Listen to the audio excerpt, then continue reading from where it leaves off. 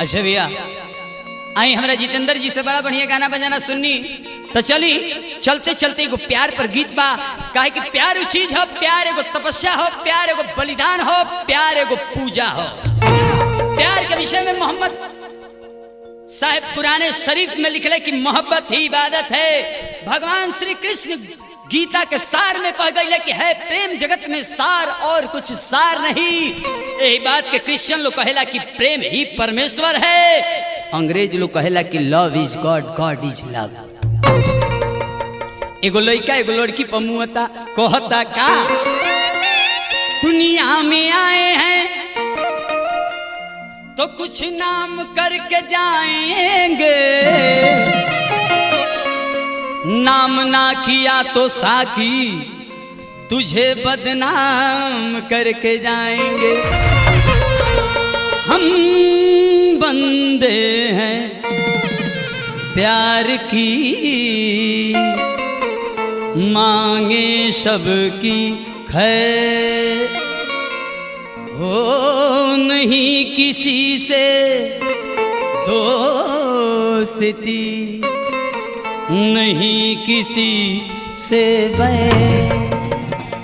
लइका कहता का त केहू के प्यार में इतना न सतावल जाला, केहू के प्यार में इतना न सतावल जाला। लिख के दिल पर नमवाना मिटावल जाला।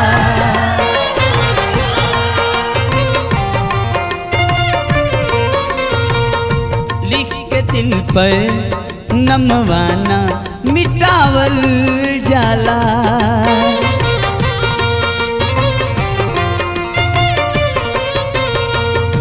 केहू के प्यार में इतना न सतावल जाला, केहू के प्यार में इतना न सतावल जाला।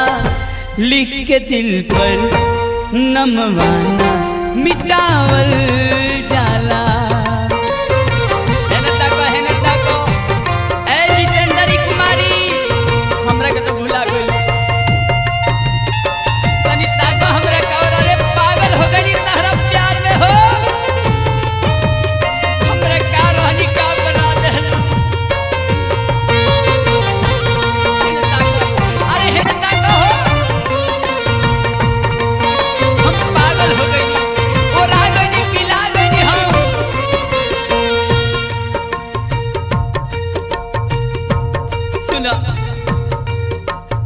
अरे ना कोई मजबूरी थी ना कोई लाचारी थी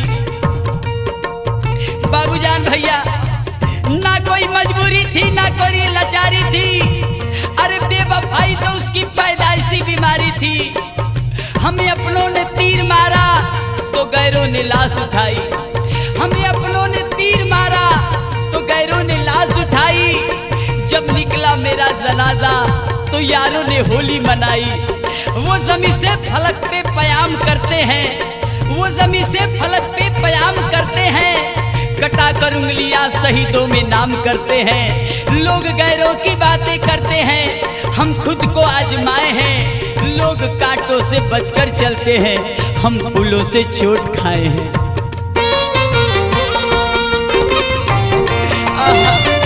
का कही तहरा से का कही कि तू हमरा के का बना दे हलू। सुना ही अब याद आवे वो दिन के रोतिया हो, अरे याद आवे वो दिन के रोतिया हो।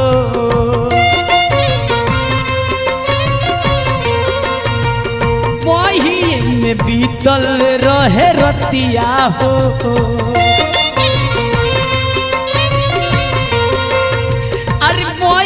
में बीतल रहे रतिया हो।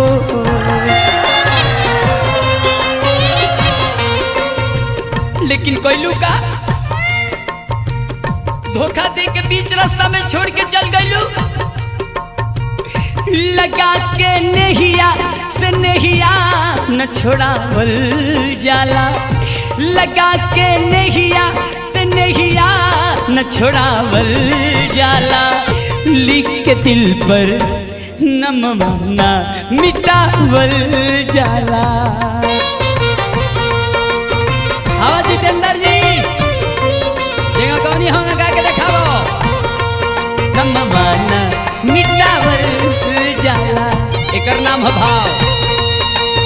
जमुना भाव के गीत गाओ तो भाव में पूरा रस में रस